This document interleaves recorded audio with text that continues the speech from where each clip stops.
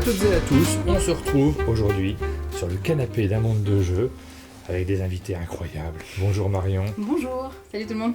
Bonjour Lorraine. Salut. Et le sujet du jour, puisque vous travaillez toutes les deux pour Yellow, on va vous parler de Yellow, un éditeur qu'on connaît bien, qu'on a très souvent l'occasion de citer dans nos différentes émissions, puisque vous avez une actualité qui est assez riche, pas mal de jeux qui sont sortis par le passé, encore pas mal qui vont arriver sur lesquels nous allons revenir.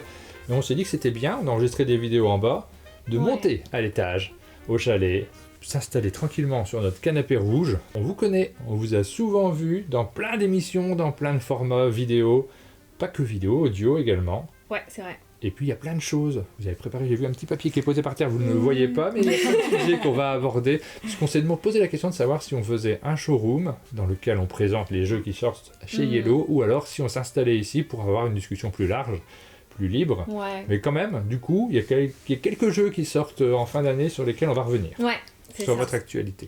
Oui. Alors déjà, 2 petits mots pour commencer. Je prends mon téléphone, non pas pour consulter mes mails. Ah tiens, j'ai reçu ça. Mais pour parler de Yellow un tout petit peu, puisque vous voyez des images, c'est vrai que ça s'affiche. Nous, on les voit déjà. C'est celle-ci que je voulais mettre. Vous êtes localisé en Lorraine, vers Nancy. Exactement. Et vous avez, je me suis déjà baladé chez Yellow dans ce local-là, un grand local qui fait à la fois office d'entrepôt, puisque Yellow c'est à la fois un distributeur et un éditeur. Et distributeur, localisateur. Ouais, on a multi-casquettes. Qui a quel âge maintenant l'éditeur Yellow ? L'année prochaine on fêtera nos 20 ans. 20 ans, ah oui, ça commence à faire... Mince, je me rappelle quand ça a été créé. ça me file un coup de vieux là d'un seul coup.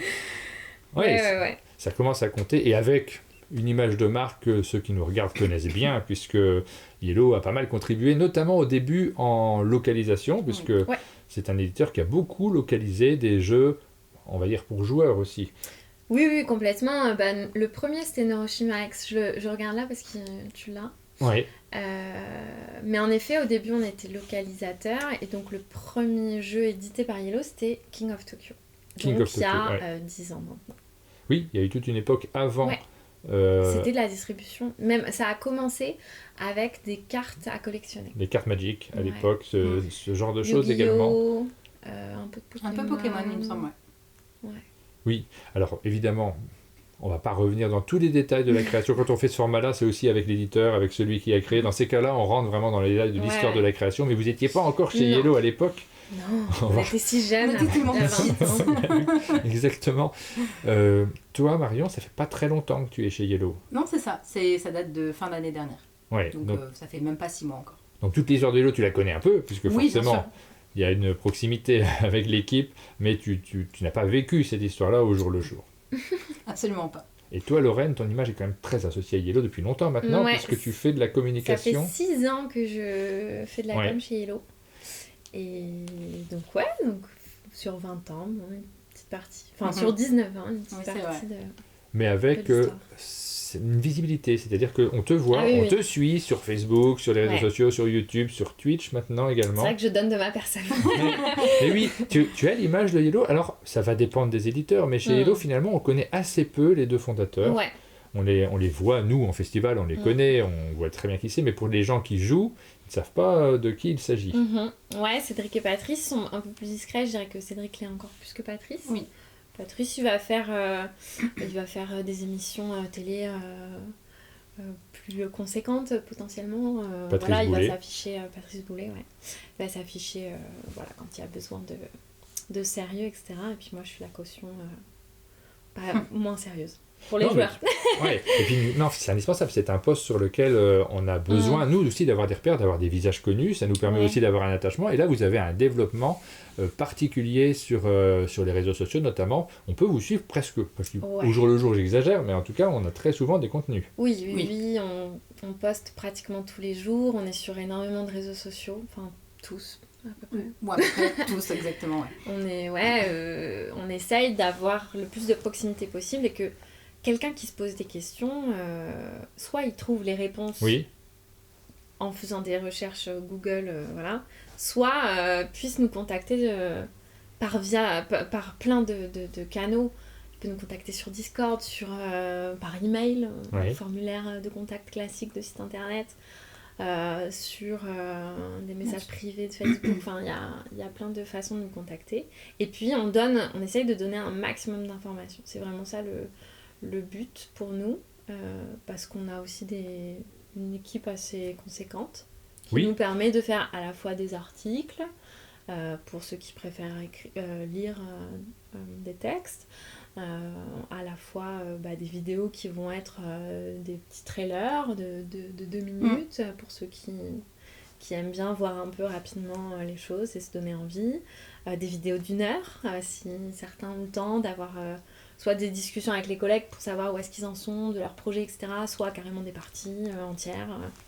Voilà, on essaye d'avoir des degrés d'information différents, mais théoriquement, si vous posez une question, potentiellement, vous pouvez la trouver, retrouver la réponse vraiment facilement.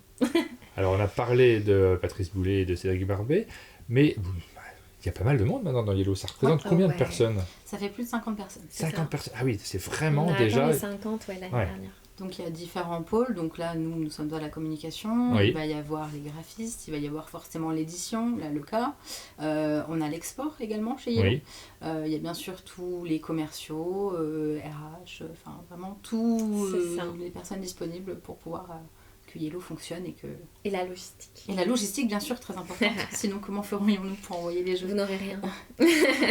Et là, on a reçu plein de monde sur le canapé. Vous voyez, on pose toujours cette question-là de savoir combien il y a de personnes dans la boîte. On a souvent des équipes qui sont entre eux, parfois une personne, ça arrive. C'est de plus en plus rare, mais ça arrive quand même. C'est des personnes qui sont aidées dans ces cas-là. C'est quand même compliqué d'être éditeur et de sortir des jeux.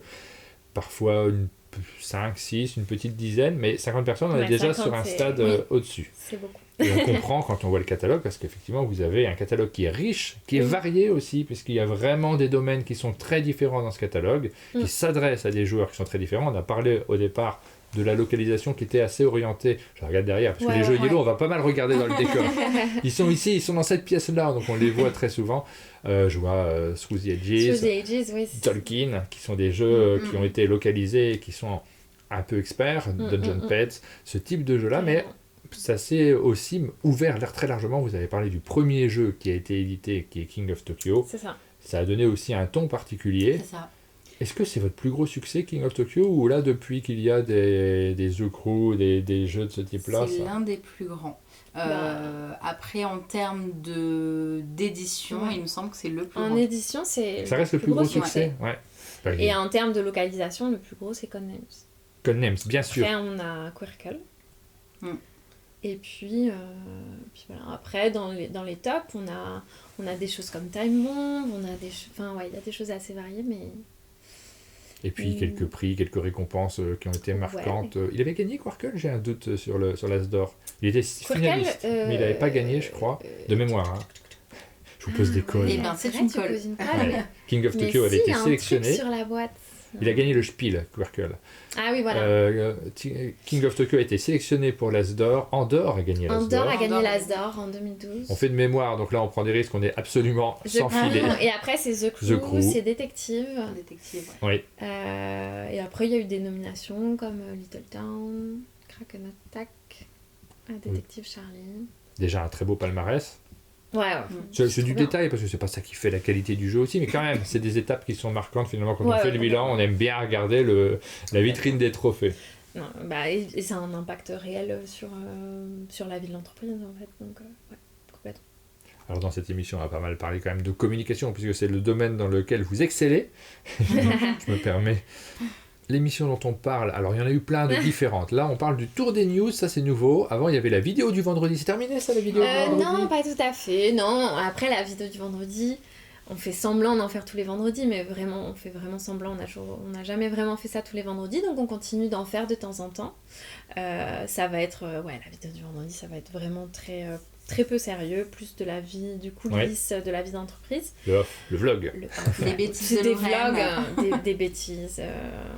Mais ça, c'est ce qui a lancé la communication et un peu café école aussi, parce qu'il y a pas mal d'éditeurs qui se sont dit aussi, ils sont forts chez Yellow, ils ont une antenne particulière. C'est pas toi qui l'avais lancé d'ailleurs, je crois. Non, c'est pas moi, c'est Patrice en fait. C'était Patrice directement ? Un vendredi, il a sorti la caméra et il a commencé à filmer les collègues, mais sans les prévenir, etc. Et il s'est dit, tiens, je vais poster ça sur Facebook. Et après, ils se sont dit que c'était sympa, parce que ça plaisait, ce côté très proximité, en fait. Parce qu'en fait, c'est pas du tout maîtrisé, notamment à ce moment-là, parce que le concept, c'était quand même de prendre la caméra, de filmer, de prendre la carte SD, de la mettre dans l'ordinateur, et avec le fichier, paf, sur YouTube, il n'y avait rien. Ah, il n'y avait aucun montage, rien. Voilà. On fantasme des fois de ça. Et souvent, on commence comme ça quand on lance des nouveaux concepts. Et au bout de 3-4 épisodes, on se retrouve à faire un montage de dingue. Ah non, ils sont restés comme ça pendant très longtemps. Donc après, il y a eu Mathieu Bonin. On a beaucoup vu Mathieu Bonin, on a beaucoup vu Kevin Jost et Théo Rivière. Théo Rivière et Ludovic Papé. Ludovic, il s'est jamais occupé de l'animation de la vidéo du vendredi, mais en effet, on l'a beaucoup vu. Voilà. Et après, quand je suis arrivée, je leur ai dit, ok, je veux bien faire la vidéo du vendredi, mais on va peut-être faire un peu de montage. Donc depuis l'ère Lorraine, il y a un peu de montage. Je m'amuse bien. Mais voilà, c'est pas toutes les semaines, parce que c'est un peu long. Mais... du coup, qu'il y ait du montage, forcément, c'est un petit peu plus long. Voilà. Mais ça a fait école, vraiment. On a vu ce genre aussi d'approche un peu partout. Et en tout cas, ça a ouvert le champ aux éditeurs qui se sont dit il faut qu'on fasse de la communication de ce type-là. Maintenant, on le voit quand on discute sur le canapé, pas mal d'éditeurs ont investi dans des caméras, dans des petits studios et dans une démarche personnelle, mais qui touche à un public particulier. Vous êtes peut-être un peu au-dessus des autres en termes de public, vous arrivez à toucher relativement large, mais ça reste de la communication interne. Oui, non, mais ça reste une communication sur des joueurs impliqués, quoi, en fait. Oui. Mais c'est une cible intéressante dans le sens où ça va être des personnes qui sont intéressées, qui vont être avides d'informations et qui vont aussi potentiellement partager les infos qu'ils récupèrent via ces contenus. Donc c'est vrai que nous, on a vraiment investi dans la vidéo il y a 3 ans, puisque on a recruté Alex, qui est monteur et réalisateur, et donc qui fait tous nos contenus vidéo. Et donc qui nous permet d'atteindre une qualité très importante. Alors Alex, on le connaît bien aussi, puisque on le voit de plus en plus, c'était pas le cas au tout début, mais sur la chaîne Kelawen, et est-ce que je le prononce bien déjà? Kelawen et les Meeple, ouais. Très bien.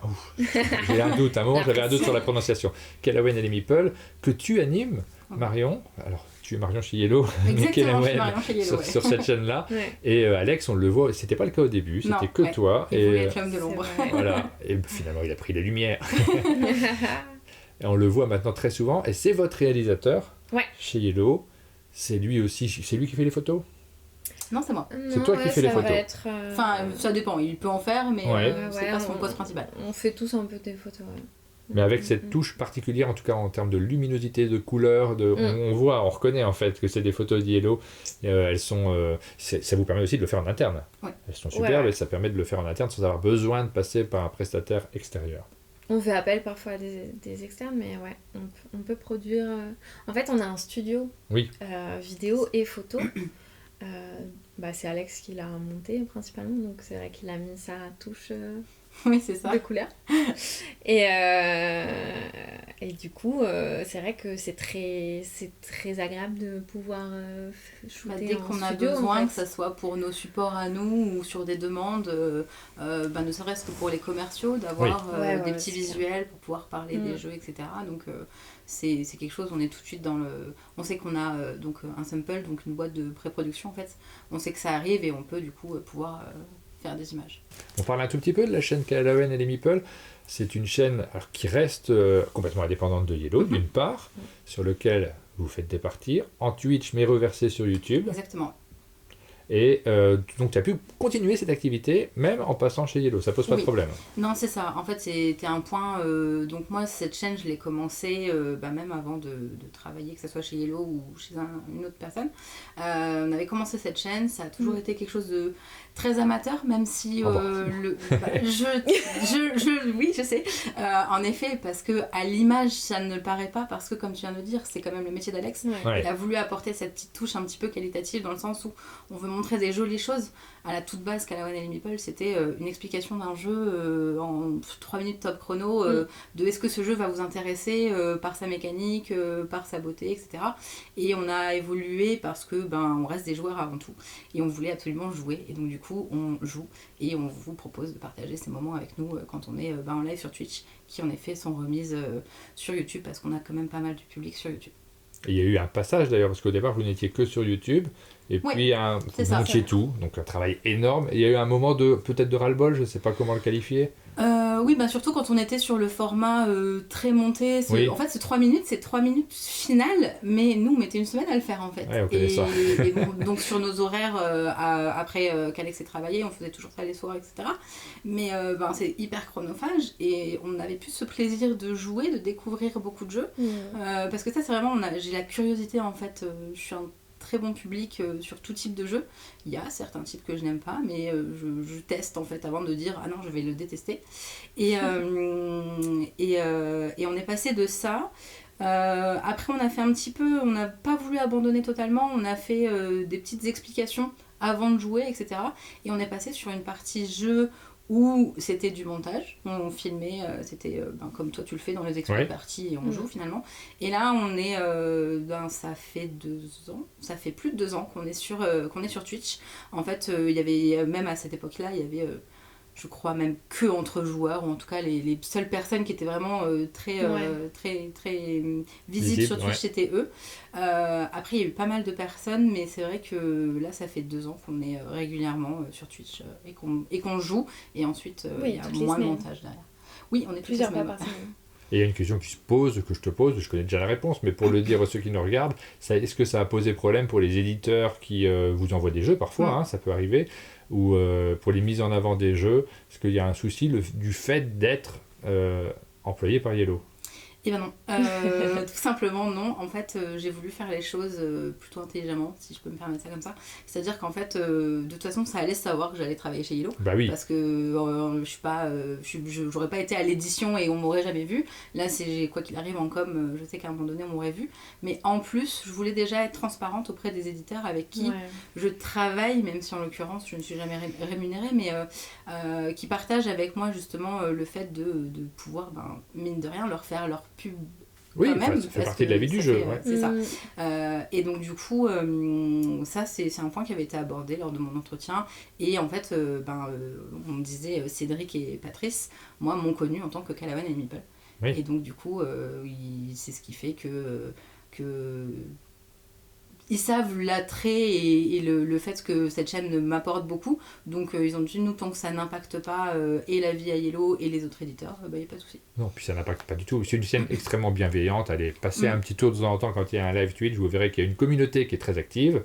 Il y a beaucoup de bienveillance, de plaisir aussi à partager des moments ensemble. C'est un peu une vidéo dans laquelle vous jouez en fait avec les gens qui regardent. Il y a cet aspect-là qui est commun à Twitch. Je l'explique pour ceux qui ne connaîtraient pas la plateforme. Vous faites du Twitch aussi, vous, maintenant, de plus en plus souvent, et là c'est le même esprit. On allume les caméras, on partage un moment ensemble, on échange avec les habitués, parce qu'on voit qu'il y a des habitués qui doivent passer leur journée sur Twitch, je pense, parce qu'on voit les mêmes un petit peu partout. C'est ça. Ouais, complètement. Ouais, ça fait pareil 2 ans qu'on est sur Twitch, et on a commencé avec 2 vidéos par semaine, et puis là, ça fait quelques mois qu'on fait plus qu'une vidéo par semaine, ce qui est déjà bien. Et parce que c'est pas ton seul boulot de jouer à des jeux avec la caméra. Ah là là, on découvre des trucs. Et du coup, après, ça nous permet aussi de nourrir aussi notre chaîne YouTube, parce que les formats, comme on voyait tout à l'heure, par exemple le tour des news, voilà, c'est potentiellement plus long à faire qu'un live Twitch en fait. Donc ça nous permet de nourrir aussi notre chaîne YouTube et d'avoir du contenu régulier. On a la plupart du temps 2 vidéos par semaine sur notre chaîne YouTube, ce qui est un bon rythme. Donc. Alors, on va continuer aussi, on a parlé pas mal de communication, mais justement, on a parlé de Calawan et les Meeple. Tu as aussi ta page, mais qui est hébergée par Yellow, du coup, ton podcast. Tu fais un podcast régulièrement maintenant, donc c'est que de l'audio. C'est pour les gens qui ont envie d'écouter quelque chose dans leur voiture, par exemple, parce que c'est un très bon moment pour écouter des podcasts, ou en faisant son footing. C'est vrai. Ou le ménage. Podcast ménage, incroyable. Oui, mais je fais pas assez de ménage. C'est un gros problème, ça. Non, mais moi, le problème, c'est que je fais plein d'activités, mais qui me demandent le cerveau disponible. J'ai du mal à écouter des podcasts maintenant. Ouais, je comprends. Donc, c'est problématique, ça. Par contre, j'adore ça, écouter des discussions juste sur l'audio en faisant autre chose, on a une dimension qui est complètement différente. Cool. Ouais, le concept d'Aqua tu triches, c'est vraiment une discussion avec un joueur ou une joueuse sur son rapport au jeu, sur comment il était petit avec les jeux, comment il a découvert le jeu moderne. Et voilà, son histoire avec le jeu, c'est pas de la pub pour Yellow, c'est vraiment une discussion tranquille. Et le sujet, c'est pas des jeux en particulier, c'est vraiment les joueurs. Mais en fait, pour tout te dire, j'ai cherché donc une image pour diffuser ici. Je me suis rendu compte à ce moment-là que c'était aussi hébergé par Yellow, mais je n'avais pas cette idée-là. Pour moi, c'était le podcast de Lorraine. C'était pas attaché à Yellow particulièrement, parce que c'est vraiment indépendant. Oui, c'est juste qu'on dit que c'est un podcast, je sais plus comment je dis au début, mais je dis que c'est en effet de Yellow, éditeur et distributeur de jeux, mais à part ça, ouais. Puis les gens ont l'occasion de parler de temps en temps de jeux Yellow et de temps en temps pas de jeux Yellow, mais ouais, c'est cool que Yellow puisse me permettre de faire des projets aussi sympas, et en fait c'est important de faire en sorte que, en fait, si nous on veut s'ouvrir au grand public, ça peut faire partie des pistes, parce que c'est un podcast que n'importe qui peut écouter, parce que tout le monde a déjà joué à des jeux dans sa vie. Ouais. Et donc c'est pas parce que on est dans le monde du jeu, ou c'est pas parce que on est très très gros joueur qu'on va comprendre. En fait, n'importe qui peut comprendre le podcast, n'importe qui peut se reconnaître en l'invité, ou alors reconnaître sa collègue en l'invité. Voilà, c'est ça qui est drôle. Et à chaque fois, les personnes, parce que ça fait un petit moment maintenant qu'on a le podcast, là c'est le 33e épisode. C'est ce que j'avais demandé. Et depuis Fanny, il y en a eu un autre, donc on est à 34. Et à chaque fois, on me raconte des choses carrément différentes. Donc, c'est ça, en fait, c'est vraiment chouette. En fait, finalement, il y a autant de profils... J'ai presque envie de dire, il y a autant de profils de joueurs qu'il y a de joueurs. Parce qu'on a tous notre appétence. On va avoir, comme tu dis, quand tu reviens sur comment tu as découvert le jeu, etc. Et en fait, t'as tellement d'histoires, et c'est ça qui est chouette à écouter. Et c'est vrai que comme l'avantage du podcast, comme tu le disais, c'est que tu le mets où tu veux. Et en fait, tu juste t'écoutes, et en même temps, tu te dis... Ah oui, ça c'est vrai. Ou alors ça va permettre de te dire, si ça lui a plu, finalement j'ai l'impression que ça peut me plaire, ou que ça va plaire à telle personne. Et c'est vraiment le côté sympa de découvrir des joueurs et des sensations de jeu des fois, etc. Exactement. Alors on va parler maintenant de jeux de société aussi, parce que vous êtes venus aussi pour ça. On a dit qu'il y avait une dimension un peu showroom dans cette vidéo-là. Mais juste avant, on voulait insister sur les évolutions de Yellow, puisque de plus en plus on voit des gammes déjà très bien balisées et un peu différentes. Là je mets des images de puzzles par exemple, ça vient d'arriver il n'y a pas très très longtemps suite au confinement j'imagine, et à l'engouement qu'il y a eu sur les puzzles. Vous avez fait une gamme particulière avec des puzzles twist, avec une petite spécificité, 2 types de puzzles autour de l'illustration de jeu. Les premiers puzzles sont sortis il y a 1 an, et c'est vrai que depuis quelques années on essaye de baliser de plus en plus nos gammes, pour que les joueurs s'y retrouvent plus facilement, parce que Yellow on est conscient d'avoir un gros catalogue, parce que Yellow on est éditeur, localisateur et distributeur, donc évidemment on a beaucoup de choses. On aurait pu avoir 15 marques différentes et avoir 15 noms différents. Bon voilà, on a décidé que tout serait chez Yellow, mais voilà, on divise, on fait des gammes différentes pour structurer, parce que ça va du jeu enfant avec Loki, si on considère Loki. On rappelle que Loki, c'était le nom du chien de Patrice. C'est vrai. Et c'est toujours là. Oui. C'est toujours son on peut en parler au présent. Ah oui, j'avais un doute, parce que je sais qu'il y a eu... Bien sûr. C'est des aventures quand on a des chiens, forcément. Donc il y a eu la gamme puzzle, il y a... Alors t'en parlais tout à l'heure dans une vidéo qu'on a faite, qui ne sera peut-être pas en ligne encore, on va avoir du coup la gamme puzzle, on a la gamme D. Nouvelle gamme qui arrive. Voilà. On a les mini-games, donc les petits, justement, qui sont juste derrière, qu'on va montrer un, parce que c'est cette gamme-là, maintenant elle est clairement identifiée, la gamme des mini-games. Étant Cheese Master, du coup. La gamme carte. La gamme carte, exactement, avec The Crow. Donc My City, Roll and Ride, ça rentre dans la gamme D à terme ou pas spécialement ? Je crois pas. pas celle-ci. Par contre, il y a iScore qui va rentrer dans cette nouvelle gamme avec un logo qui sera un petit peu transformé, moins rond, on va dire. Ouais, c'est ça. À chaque fois, c'est vrai que nos graphistes, ils s'amusent bien sur les logos Yellow. N'hésitez pas à regarder, à faire attention sur vos boîtes, mais à chaque fois, ils s'amusent à changer le logo pour que ça colle avec le jeu. On voit un petit peu plus loin là-bas la gamme Expert, voilà. qui est arrivée chez Yellow. Oui, alors ça fait pas très longtemps, donc là, celui-ci, on va en parler parce que c'est le jeu qui a gagné le Sablier d'Or. On vous remercie d'avoir participé à cet événement aussi parce qu'on ne savait pas si ça prendrait le Sablier d'Or. Et puis il y a eu un vainqueur, donc c'est Ancient Knowledge cette année qui remporte ce prix-là. Il est dans la catégorie expert, c'est pas un jeu si expert que ça non plus, hein. On est dans l'entrée de la gamme expert, on va dire. C'est accessible à plein de monde, en réalité c'est un jeu de cartes dans lequel nos cartes vont passer en déclin, donc on crée des moteurs mais qui ne dureront pas toute la partie, c'est assez amusant et original, il y a un twist à l'intérieur. Complètement, et ça sortira à l'automne. Donc c'est une des sorties qu'on attend bien et on est content que le public soit intéressé et cette attente. Et après Yellow Expert c'est expert pour Yellow puisque Yellow c'est plutôt familial, donc en effet on n'est pas sur des jeux expert. C'est ça, voilà. Mais bon, c'est difficile de mettre les curseurs. Non, de toute façon, c'est difficile de mettre. C'est de toute façon, je pense, la catégorie. Alors celui-ci, je sais pas s'il rentre dans la. Parce que pour l'Asdor, il y a des catégories avec initié et expert. Est-ce qu'il est initié, est-ce qu'il est expert, celui-là ? J'avoue que je pense qu'il est initié. C'est vrai. Donc, je pense que c'est un tout petit peu en dessous. Ouais, peut-être, Pas très complexe, il s'explique très vite. La difficulté, c'est l'explication des règles, très souvent. Par contre, un Arak est dans la catégorie expert, Tolkien, évidemment. Des jeux qui sont un peu plus complexes. Voilà, c'est le jury de l'Asdor qui décidera dans quelle catégorie il le met si jamais il décide de le sélectionner. C'est ça. Et dans la même gamme, du coup, cette année, on a sorti Demain tu m'as tué, qui pareil, je pense c'est plutôt dans du initié si on se base sur l'Asdor, parce que c'est un jeu qui se pitch très facilement et qui s'explique extrêmement rapidement. Mais il est expert parce qu'en fait, il demande un peu plus de réflexion. Il demande de la réflexion, un peu comme une réflexion comme on peut avoir dans les échecs par exemple. Donc voilà, c'est un jeu abstrait, narratif. C'est fou. Avec une notion de voyage dans le temps. Aussi fou que sa couverture, finalement. C'est complètement dingue. Mais voilà, en gros, le pitch, c'est que j'ai inventé. Exactement. J'ai inventé la machine à remonter le temps. Mais alors Marion raconte à tout le monde que c'est elle qui a inventé la machine à remonter le temps. Non, c'est pas vrai. C'est pas ça du tout. Du coup, c'est juste que du coup, on va s'éliminer.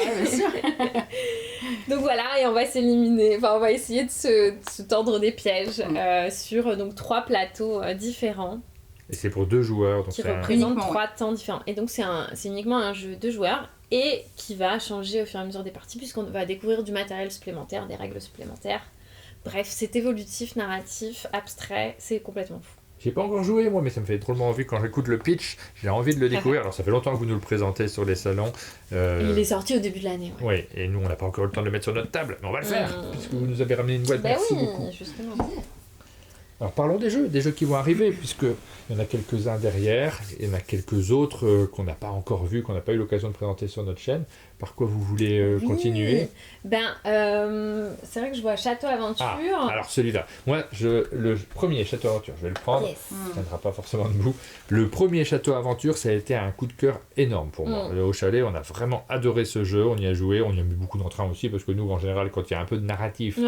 On a tendance à partir au quart de tour, quelques scénarios à l'intérieur, une façon de plonger les joueurs dans un univers qui est très riche en couleurs, avec l'équipe Kaedama qui a pas mal travaillé dessus, je crois. Est-ce qu'il y avait... Non, il n'y avait pas que l'équipe Kaedama sur la première boîte. Donc le Château Aventure numéro 1, il avait 12 scénarios, avec grosso modo 12 auteurs différents, 12 illustrateurs et illustratrices différents. Sur chaque scénario, il y avait donc un duo, trio différent. Il y avait l'auteur comme je crois qu'on avait fait plusieurs, non ? Oui, voilà, il y avait certains scénarios qui étaient faits par plusieurs auteurs, d'autres en avaient fait plusieurs. Donc voilà, mais grosso modo, il y a à peu près 12 illustrateurs et 12 Jared Sorensen, l'auteur du jeu, et puis ça avait été mené de main de maître par Ludovic Papé à l'époque. Exactement. Et donc, la suite sort. La suite est très attendue depuis longtemps par les joueurs vraiment et très par attendue. nous-mêmes, en fait. Donc, la suite arrive. Et elle va se présenter là sur... on va avoir 6 scénarios. Donc ça arrivera à l'automne, si tout se passe bien. Enfin, peut-être même à la fin de l'été. Waouh! Peut-être même à la fin de l'été. Waouh, j'ai hâte! J'ai hâte. Nous, en tant que médias, on a très envie d'en parler, sachez-le. Hein, si jamais vous avez des exemplaires en avance, qu'est-ce qu'on aurait envie de jouer? Je fais jamais ça. Mais vraiment, c'est un jeu qu'on a tellement attendu, Château Aventure. On a pris tellement de plaisir à y jouer. Et là, cette fois-ci, c'est la team Kaedama. Et en effet, c'est comme tu disais, ça va être la team Kaedama qui a travaillé sur les 6 scénarios. Et ça va être le même illustrateur sur les 6 scénarios, qui est Olivier de Rueto. Oui. Qu'on a vu sur certains jeux, et puis même sur l'un de nos puzzles. Oui. Et voilà, et un tome... alors, c'est un peu particulier, parce qu'en fait, cette boîte-là n'existera plus. D'accord. On va proposer à chaque fois un tome de 6 aventures. Des boîtes de 6. Donc, cette boîte va devenir 2 tomes de 6 aventures. Donc en fait la suite ça sera le 3e tome, même si on pourrait croire que c'est le 2e. Et le 4e... Est-ce que tout le monde me suit? Oui, je suis, c'est très clair. Et du coup le 4e tome sortira peu de temps après. Oui, parce que les 12 scénarios sont faits depuis un certain temps. Voilà, c'est ça. Et du coup le 4e tome, ce sera 6 nouveaux scénarios par la team Kaedama et Olivier de Rueto aux illustrations également. On rappelle, la team Kaedama, c'est l'équipe qui regroupe Antoine Bozat, Théo Rivière, Corentin Lebras et Ludovic Maublanc. Et que 4 d'ailleurs, il y en a d'autres? Non, il y a aussi Gabriel Durnerin qui a bossé sur un scénario, je crois, ou peut-être 2. Mais oui. D'accord. Donc ça, très bonne nouvelle. On attend ça avec impatience. Évidemment, on vous en reparlera. Si vous ne connaissez pas encore Château Aventure, celui-ci, on ne le trouve plus actuellement. C'est plus disponible? Il y a des fins de stock. Ouais, il y a encore des fins de stock. Il y en a encore, mais en tout cas, la prochaine édition, ce sera en 2 tomes. Ok. On a une petite boîte My City Roll & Write. Oui, bah ça c'est une sortie assez récente. C'était une évidence de le faire en oui, cette petite version, on reprend le principe de My City du coup, qui était sur son plateau, d'avoir quelque chose d'évolutif, etc. Là, cette fois-ci, c'est des petits chapitres avec des feuillets en fait, qu'on va pouvoir jouer seul et jusqu'à 12 joueurs. Donc ça dépend si vous préférez essayer de vaincre un maximum d'adversaires ou faire vous votre meilleur score. Et en fait, c'est par le lancer de dés où vous allez cocher sur le plateau, enfin sur le feuillet, là où avant c'était des polyomino à placer pour pouvoir... C'est ça. Et c'est un jeu de Rainer Knizia, c'est publié à l'origine par Cosmos, donc vous suivez la gamme. Ouais. Toujours dans les localisations, et celui-ci, il y a beaucoup de monde qui a attendu de savoir si le jeu allait sortir. Vous l'aviez déjà annoncé ou c'est... Ouais, on avait déjà annoncé. Ready Set Bet va arriver en français, donc c'est un jeu avec application dans lequel on participe à une course hippique. Il va falloir pronostiquer sur les chevaux qui vont arriver en première position, le cheval notamment, celui sur lequel on va miser le plus avant ses adversaires. Il y a plein de façons de pronostiquer à l'intérieur. Beaucoup d'émulation autour de la table, forcément. Et cette boîte-là, elle a fait beaucoup parler d'elle à Essen. Ouais. C'était vraiment le côté... encore une fois, je vais me répéter, mais sensation de jeu. En fait, c'est pas un jeu auquel tu es assis à ta table et tu fais ta petite action. C'est presque même un jeu où on peut jouer debout, on est tous devant une table et tu dis il y a une application, mais on peut également avoir un joueur qui fait le rôle de... C'est pas forcément moins bien d'ailleurs, parce que si le joueur a beaucoup d'entrain, ça peut être mieux. Exactement, ça peut être beaucoup mieux même. Et c'est vraiment ce côté enjoué autour de la table, mais qu'est-ce qui se passe et vraiment, on veut faire les meilleurs paris, réussir... que le cheval sur lequel on a misé arrive en pole position et des fois on est déçus, des fois pas, et nous sommes dans ce... Mais c'est clairement une expérience loufoque, j'ai envie de dire. C'est un ovni un peu. Mais voilà, on est à fond derrière un cheval qui n'avance que avec des lancers de dés. C'est vraiment... C'est un peu le hasard. Ouais. C'est très décalé comme jeu. Et c'est prévu pour quand celui-ci? Eh bien, pareil, ça serait fin d'été, si tout va bien. Toujours si tout va bien. On a un Mindbug, tiens, regardons un peu les jeux qui sont derrière. Mindbug, donc il va y avoir des suites. J'ai vu qu'il y avait une campagne de financement participatif qui était en cours, qui nous propose, alors au moment où on enregistre, elle est sur de terminer au moment où on diffuse, qui propose des nouveaux decks de cartes. C'est ça. En fait, c'est des personnages qui vont s'affronter. Donc c'est un 2 joueurs sur lequel on a... que 3 points de vie. Donc le but c'est de mettre à mal son adversaire. À partir du moment où on a réussi à mettre à 0 son adversaire, forcément nous sommes victorieux. Mais pour ça, c'est d'abord des créatures qui vont s'attaquer et défendre le joueur adverse. Le but est d'utiliser leurs valeurs, mais aussi surtout leur action, en fait, nos petites capacités. Ouais. Et ça va être tout un principe. Il va y avoir du bluff également selon les joueurs. Et donc ce jeu, donc ça c'est la boîte de base dans lequel on a ajouté des petits compteurs de points de vie, sachant que là est sortie de toute façon déjà la première extension. Et ce que tu es en train de dire sur le financement participatif, c'est encore d'autres extensions donc, qui arriveront aussi en boutique parce qu'on suit bien sûr Nerdlab et on partage ça. Et sur Mindbug, il y a une petite particularité, c'est comme du coup c'est un affrontement de joueurs. On lance des tournois où il va y avoir la possibilité de gagner des cartes foil d'ailleurs, des tapis. Ouais. Et pouvoir affronter les joueurs. Vivre un truc sympa. Les tournois, c'est une bonne... On va suivre ça avec beaucoup d'intérêt du coup, parce que ça permettra aussi de voir comment le jeu vit. En juin, c'est ça. En boutique. Je suis très curieux de voir ça. Et donc là, vous allez continuer à suivre ce Mais jeu qui a un gros succès. On suit la gamme Mindbug et ça a été fou. C'est le meilleur lancement de Yellow ever. C'était fou, c'est-à-dire qu'en moins d'une semaine, tout a été vendu, tout le stock. Richard Garfield, alors c'est pas l'auteur du jeu en fait, non. Il s'est greffé après, je crois que c'est 4 auteurs déjà de base, auxquels s'est greffé Richard Garfield derrière pour le développer un peu. Alors c'est ça. J'ai pas tous les noms en tête, pardon. Des améliorations. Exactement. Donc franchement Mindbug, Yellow suit la gamme et tout sortira en boutique en français sous Yellow. C'est ça.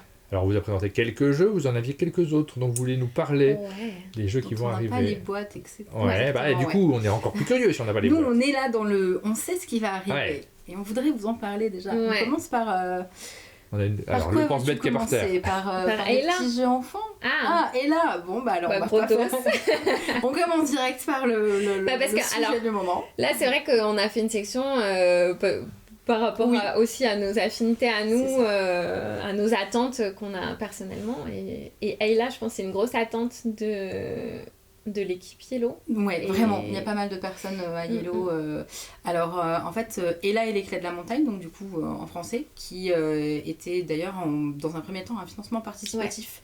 Ayla and Something Shiny. D'accord. Désolée pour mon anglais, encore une fois.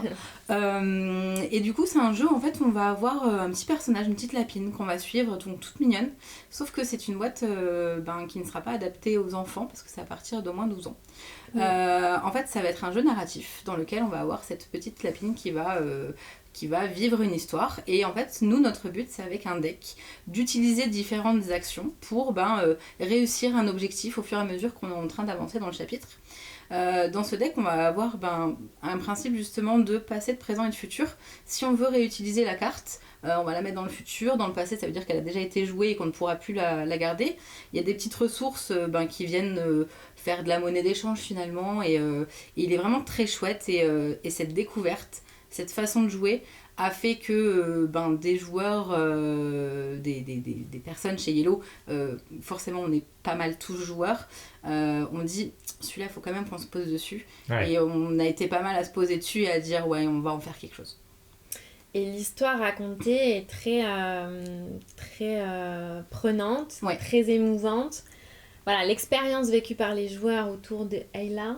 Et elle est folle en fait, c'est vraiment un truc. Et là, quelque chose de plus. Exactement. Il y a différentes fins aussi, parce que c'est narratif, tu vas faire quelque chose et tu peux avoir différentes fins et dans ces mêmes fins avoir des embranchements dans les chapitres. Donc c'est un jeu que tu vas pouvoir rejouer, sauf si bien sûr tu es satisfait de ce que tu as eu, mais par curiosité, je pense que tu y reviens quand même. De faire d'autres choix, il y a 6 scénarios dans la boîte. C'est pour quand celui-ci ? Et pareil, ça serait fin de l'été. Il va se passer plein de trucs fin de l'été. Hein. N'allez pas à la plage, réservez vos vacances. Plus à l'automne. C'est ça. On verra comment ça se passe. Mais ça, c'est l'une de nos grosses attentes. Parce que moi, personnellement, j'ai pas eu envie de le faire en anglais. J'attends la VF et j'ai pas eu envie de me faire spoiler, mais les collègues qui l'ont fait, ils ont raconté des trucs de ouf, quoi. Donc ça a l'air complètement dingue. Il y a une grosse vente chez vous, c'est toute la gamme Exit, qui est une gamme d'escape room qui joue dans des petites boîtes, avec une particularité qui a surpris beaucoup de monde au départ, c'est que les boîtes elles sont destructibles, on ne les rejoue pas normalement derrière. Il y a un avenir, évidemment que ça va continuer cette gamme-là, mais il y a aussi à l'intérieur une nouvelle branche. Oui. Alors tu as du coup dans la gamme Exit, donc c'est en effet les petits escape games. On a sorti les Exit Puzzle d'ailleurs. Oui, qui marche très bien. Et il y a eu un Exit BD. Le calendrier, la BD, c'est vrai qu'il y a pas mal de versions. Et comme on voulait que absolument tout le monde puisse participer aux Exits, et ben il y a un Exit Kids qui va sortir. Et cette fois-ci, à l'inverse du Exit pour les plus grands, il n'y aura pas de destruction matérielle. J'ai envie de dire, les parents vont pouvoir l'emmener partout, ça reste dans cette petite boîte. On a différentes façons de retrouver des choses et ça va occuper les enfants en fait.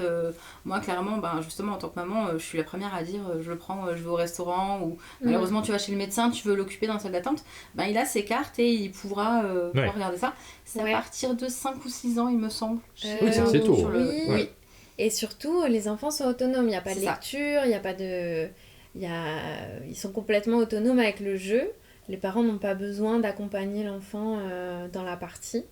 C'est comme un peu des activités. Voilà, c'est entre les énigmes et les activités. Donc c'est un bon... on est content que Exit s'ouvre comme ça aux plus petits. Puis c'est vrai, quand on l'a présenté, on a pu le présenter du coup sur notre showroom à Cannes. Et les gens étaient plutôt curieux, justement, que ce soit boutique ou presse, en mode « Ah, ça a l'air très intéressant ». Et presque, on s'attendait même pas à ce que les gens se posent dessus à ce point, en fait. Donc c'est un développement, c'est plutôt une bonne nouvelle. Je jette un petit coup d'œil au papier qui est par terre. Quelle est la suite de... Ah oui, Guilty. Guilty, qu'est-ce que c'est ? Donc ça, c'est un jeu qui est à l'édition. Oui. Donc c'est un jeu de Johan Servet qu'on connaît sur du Unlock, voilà. Et donc Johan, ça fait assez longtemps qu'il travaille sur Guilty. C'est un jeu d'enquête extrêmement réaliste, voilà. Johan tient au fait que ce qu'il y a dans les boîtes est vérifiable, vérifié. Ouais.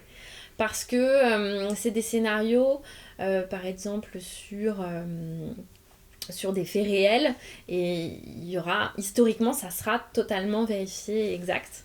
Donc il a fait un gros travail de recherche sur chacun de ces aspects-là. Scientifiquement, historiquement, tout est... Voilà, parce qu'il y a... Donc c'est un jeu d'enquête avec des thèmes différents. Pour chaque boîte aura sa thématique différente. Et des thématiques carrément différentes par ailleurs. Oui, donc on sent qu'il y a quand même une grande dimension jeu d'enquête en ce moment, narratif, avec des choses à découvrir qui nous plongent dans un univers. En fait, ça va être une petite boîte finalement, format un peu plus grand qu'un Exit justement, dans lequel tu vas avoir une frise chronologique. Et par exemple, le premier qui sortira, ça sera Houston 2015. Donc comme son nom l'indique, à Houston en 2015. Et le but, c'est de réussir en fait à répondre à différentes choses à la fin de la partie, sachant qu'en fait, ça va être très prenant. Il dure au moins 3 heures. Ah oui. C'est vraiment une dimension comme ça. En termes de difficulté, on est à un niveau... Et puis d'immersion aussi, selon comment on joue, on va aller parler à différents personnages, etc. Donc c'est vraiment quelque chose... D'ailleurs, c'est également le public, ça sera à partir de 16 ans. Parce que forcément, qui dit choses vérifiées, dit thème également un peu particulier. Oui, potentiellement des informations particulières. C'est une gamme qui sera suivie. Là, il y a déjà donc, deux boîtes qui sortiront, une troisième en développement. Exact. Et puis Johan continue de travailler sur des scénarios, il a pas mal d'idées et à chaque fois la volonté c'est aussi qu'il y ait un twist, une fin particulière, quelque chose de... un truc qui va se passer quoi, dont on peut pas trop parler. Ah bah non, forcément, on a envie de le découvrir. On vous en dira. Mais voilà, ça change. Et ça plaira sans doute aux amateurs de jeux d'enquête. Ouais. Et ça, et presque, j'ai envie de dire, si vous êtes friand de romans, ça peut aussi vous plaire. Parce que justement, il y a ce côté, je vais rechercher les informations et tourner les pages. Je vais juste aller prendre là où je veux, mais ça on rentre dans un univers comme on le ferait avec un roman.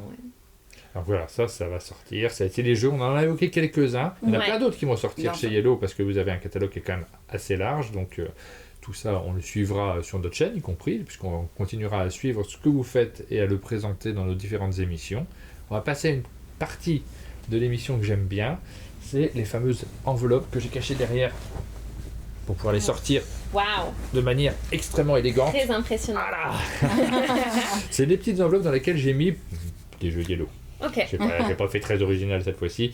Je vous ai mis des jeux Yellow et puis je vais vous poser 3 questions. Vous allez choisir un jeu différent pour chacune des questions. J'adore. Donc vous regardez toutes les images qui sont à l'intérieur. Okay. Je vais vous demander de choisir un jeu qui aurait mérité l'As d'or d'après vous. Ok. Donc il n'a pas eu. Un jeu sur lequel vous avez un regret. Alors ça, vous prenez cette question comme vous le sentez. C'est pas forcément négatif un regret. Parfois il y a des regrets qui sont positifs, sachez-le. Et un jeu auquel vous auriez envie de jouer là maintenant, tout de suite. Quand on termine l'émission, le jeu auquel vous auriez envie de jouer. Ok, attends, parce qu'il y en a beaucoup. Hein. Ah bah oui, il y a un petit peu de temps, vous avez le temps. Pourquoi tu fais ça? Je suis désolé. J'ai fini, j'ai choisi. On va commencer par toi, Marion. Alors, quel jeu, d'après toi, aurait mérité l'As d'or? Alors, il y avait pas mal de jeux là. Ah, il y en avait le choix. Moi, je sais lequel j'aurais choisi. Mais... Moi, je vais rester sur l'As d'or de cette année. Oui. J'aurais vraiment bien aimé que Les Animaux de Baker Street remportent l'As d'or. Ouais. C'est un jeu que j'ai découvert, en édition. Et en fait, je trouve cette façon de vivre l'histoire et de chercher et de... En fait, c'est un jeu, ça a été fait par Clémentine Beauvais et Dave Neal. Ouais. Oui. Et en fait, Clémentine Beauvais est autrice. Et on ressent vraiment sa patte dans ce jeu. Et du coup, moi, j'avais une petite attente. Malheureusement, ça s'est pas fait. Je pense il n'a pas été sélectionné. En fait, nous, on a aussi, quand on a regardé la sélection, on s'est dit aussi, ah bah mince, quand même, il y en a... Sans critiquer le jury, parce qu'évidemment, c'est de la difficulté quand on fait ce genre de rubrique. C'est à la place de celui qui aurait gagné. Bah non, pas forcément. C'est simplement que le jeu est exceptionnel et qu'on a envie de le dire, et on l'a dit aussi au moment de la sélection. Ouais. Donc voilà, moi je l'aime. Je suis d'accord. Et du coup, moi j'ai répondu exactement la même chose. Parce que c'est mon gros coup de cœur de l'année dernière. Pour moi, c'est des parties incroyables. Et du coup, c'est aussi potentiellement le jeu auquel j'ai envie de jouer là tout de suite. Ah oui, mais bon. Parce qu'on a tout le temps envie de faire une partie des Animaux de Baker Street. Mais non, vraiment, c'est vrai que je pense qu'il aurait mérité l'As d'or parce que c'est vraiment un incroyable jeu et hyper grand public aussi. C'est ça. En fait. Je valide ce choix, je trouve effectivement que c'est un jeu qui... Après, on aurait pu mettre King of Tokyo qui avait été sélectionné et qui l'a pas gagné, mais c'est une grosse année. On aurait pu mettre Codenames aussi. Codenames qui a été... Alors l'année de Codenames, elle était incroyable. Elle était incroyable, Elle était incroyable, c'était l'année où il y avait Unlock, si je me souviens bien, et où il y avait Imagine. Imagine et King Domino. Ouais, enfin voilà. Quoi. Donc il y avait incroyable. C'est Unlock qui a gagné, il y en avait 4 cette année-là. Ouais. Ensuite, le jeu suivant, le jeu sur lequel vous avez un regret. C'est pas facile un regret, parce que là, on peut partir dans toutes les directions. Lequel as-tu choisi, Lorraine? Moi, j'ai choisi le Dilemme du Roi. Ouais. Parce que j'ai fait, en fait, j'ai pas fait la campagne, c'est ça que je regrette. Ça, c'est un vrai regret. Parce qu'en fait, j'ai pas eu l'occasion de faire la campagne, parce qu'il faut savoir que le Dilemme du Roi, c'est vraiment une très grosse campagne. Il faut vraiment se regrouper sur une bonne quinzaine de parties. Et j'ai participé, en fait. Il y a des collègues qui ont fait la campagne. Et il y avait besoin régulièrement de remplaçants, voilà. Ouais. Et donc j'ai participé à plusieurs parties, donc j'ai vécu le jeu, mais en prenant la place de quelqu'un d'autre, sans vraiment le vivre à fond. C'est pas pareil, on comprend le regret. Marion? Eh ben moi je crois que je partage énormément l'avis de Lorraine. Alors j'ai fait un tout petite transgression de règles. Ah non, mais ça y est, les gens transgressent mes règles. T'as mis deux choses. Je suis là parce que j'y joue pas suffisamment souvent. Cathédrale Rouge. Ouais. Et également, si je devais vraiment garder qu'un, c'était le Dilemme du Roi. C'est drôle. Et ben pour la même raison. Et donc du coup, je pense que sur nos pauses faites une campagne méridiennes, nous allons faire une campagne. Nous avons suffisamment de collègues disponibles pour le faire. Et c'est exactement ça. En fait, j'avais commencé, on l'a faite à 3 joueurs. Et on s'est dit que ça serait vraiment sympa de pouvoir la faire à 4 ou 5. Et c'est pour ça que ça serait vraiment cool de pouvoir faire une campagne. Finir enfin cette campagne. Ouais, c'est ça. Et donc, du coup, le regret est exactement le même que Lorraine. C'est drôle. Faire une campagne. On s'est pas consulté en plus. Non. Alors, on va voir si vous avez le même jeu auquel vous auriez envie de jouer là tout de suite, puisque dans ce cas-là, ça sera facile de trouver un partenaire de jeu. J'avoue. Moi, je crois que je vais trouver un partenaire de jeu, mais ça sera pas Lorraine. Ah oui. Ah, demain tu m'as tué. Ouais, je l'aime vraiment énormément. Cette découverte, cette sensation de t'es jamais en train de faire la même partie. Même si tu reprends les mêmes éléments de base, c'est un jeu qui m'emmène dans une autre dimension sans vouloir jouer sur les mots. Mais ouais, celui-là, je pourrais en faire une partie. Dès que quelqu'un me demande, oui, vas-y, viens, bonjour. Très bien. Ben moi, là, maintenant, tout de suite, ça serait My Steer and Right. Mais j'hésitais avec Mindbug. En vrai, j'hésitais avec plein de trucs, mais My Steer and Right, efficace, rapide. Agréable, en fait. Agréable, en fait, c'est cool, quoi. T'as envie de jouer. C'est ce qui rentre en compte aussi quand on fait des jeux, parce que des fois, on a de nous-mêmes une image de nos goûts qui est parfois prétentieuse. C'est marrant, hein, si on se dit, moi, j'aime bien les gros jeux très complexes, et quand on nous propose une partie, tu veux faire quoi ? Allez, un petit jeu, alors on va sortir My Steer and Right, et on se rend compte que nos envies ne correspondent pas forcément à l'image que l'on a de soi-même. Donc voilà, une liste de jeux auxquels vous allez peut-être prêter plus attention. C'est l'occasion aussi de revenir sur les jeux de manière naturelle, puisque c'est notre expérience de joueur qui rentre en compte. Vous vouliez me parler d'une gamme Olé dont on n'a pas parlé avant de terminer cette émission. On voulait profiter de cette venue pour annoncer une gamme. Et en effet, Olé, avec un point d'exclamation derrière. À l'envers, ça fait Yellow. Ah oui, le retour, génial. En même temps, Olé, c'est un peu olé. Et ça va être la gamme, la gamme dans lesquelles on va mettre les inclassables non familiaux, justement. Les jeux d'ambiance, un peu humour, un peu... Oui, il n'y en avait pas trop dans votre catalogue jusqu'à présent. Bon, rien de vulgaire, rien de trop vulgaire non plus, mais en effet, des jeux d'ambiance pour adultes. C'est ça. Voilà. Donc ça arrivera cette année. Ouais, c'est ça. À la fin de l'été. Voilà, à la fin de l'été. Oui. J'ai compris qu'il se passait des choses à la fin de l'été. Potentiellement à la fin de l'été. Donc voilà, petite annonce. On va suivre ça avec beaucoup d'intérêt. Nous, on est curieux de découvrir ce qu'il y aura comme titre également. Et on va passer dans la dernière séquence de notre émission. On va faire un petit jeu qu'Aline a préparé. Donc on va appeler Aline et puis on va jouer ensemble. Ah, trop bien. On accueille Aline. Tu nous as préparé un petit jeu. De quoi s'agit-il ? Ah non, on renverse pas tout. On voulait vous dire bonjour. Je voulais faire hello et tout, mais non, en fait, c'est trop yellow. Ouais, c'est vrai. Et je vous ai préparé un jeu. Vous allez piocher un petit papier. Je commence. Ok. Et ta mission, ça va être de dessiner pour faire deviner. Je sais pas ce que c'est. Mais c'est facile pour lui, ça. De dessiner, mais c'est pas moi qui vais deviner. Donc en fait, c'est un inconvénient de savoir dessiner dans les jeux comme ça, parce que c'est les autres qui devinent.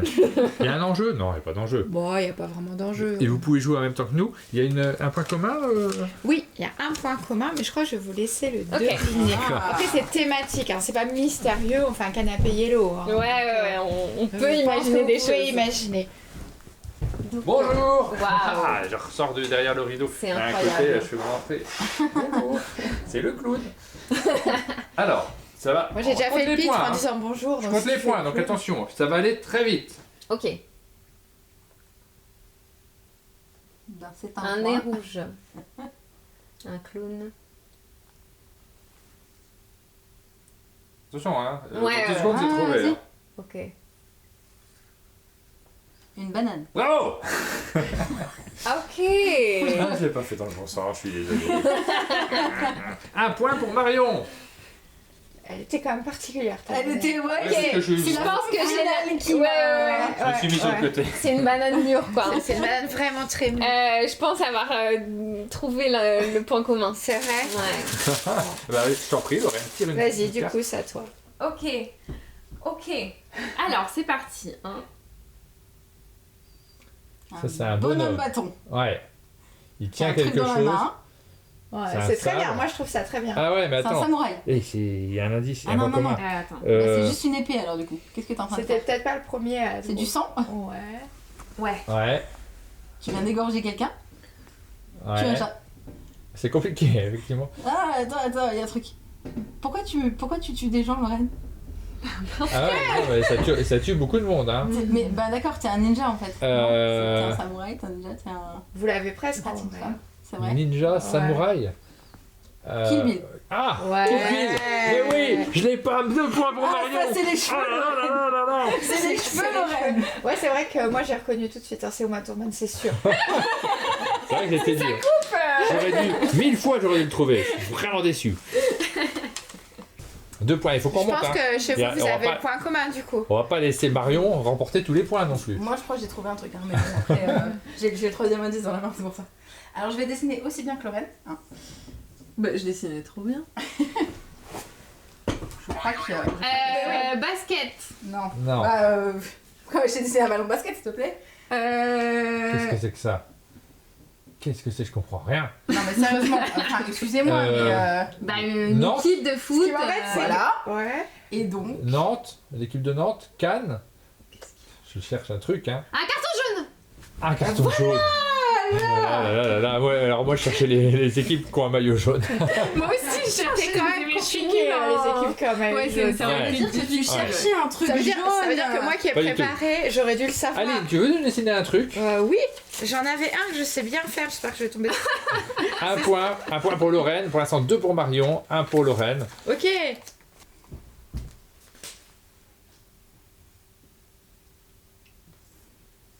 Bah John Lennon, merci, oui. voilà, c'est bon, c'est pas parti chercher très loin là. D'accord. Si, John Lennon, John Lennon, ouais. Ouais.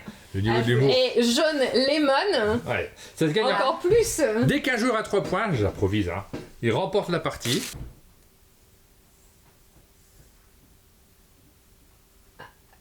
Ah, carreau. Quoi? Ah, Ah non.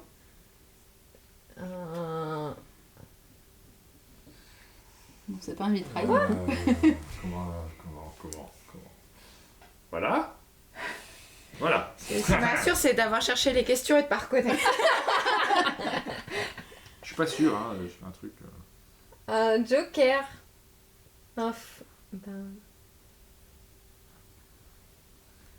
Un lutin. Non. Ah si, ça Ça y y est, est, je l'ai. ça vient? Oui, ça y est, je l'ai. Mais c'est très bien en fait. C'est Ah. Bah tu peux le dire. Ah non, c'est vrai que tu peux Non, pas le dire. franchement, non. Ah, le nain Ah, jaune. mais c'est... Oui. Ah, le nain jaune. Nain jaune. mais Alors après je faisais un nain, c'est bravo. compliqué. Je savais pas comment faire un nain. En fait, j'étais en train de chercher ça. Ouais, là j'ai fait la. C'est comme ça le plateau. C'est comme du ça, nain c'est jaune, le hein. plateau, ouais, c'est ça. Ouais. Voilà, assuré. Trop fort. Eh ben, ça fait 3 points pour Marion qui remporte cette partie, bravo. Et on arrive donc à la fin de cette émission, je fais la conclusion derrière, comme un dégueulasse, mais c'est comme ça qu'on termine nos émissions. On vous remercie à tous de l'avoir suivi, merci beaucoup d'être venus au chalet, Merci à vous pour cet accueil incroyable. d'avoir partagé avec nous les nouveautés qui vont arriver, d'avoir partagé des moments avec nous, parce qu'on a enregistré des émissions en dessous et c'était vraiment génial.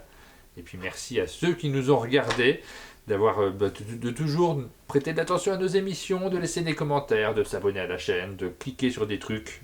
C'est ça qu'on dit Sur à la la fin des cloche. émissions. Pardon. Ça. Faites tout ça. Voilà. Merci beaucoup à tous et on vous donne rendez-vous très bientôt pour de nouvelles émissions sur la chaîne. Ciao.